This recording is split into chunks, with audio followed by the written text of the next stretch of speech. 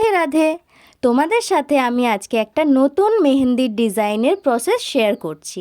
তোমরা যদি শিখতে চাও অবশ্যই এই ভিডিওটা পুরো দেখতে পারো। আর যদি তোমাদের ভালো লেগে থাকে তাহলে কিন্তু পেজটাকে ফলো করে রেখো আর কমেন্ট করতে কিন্তু ভুলো না।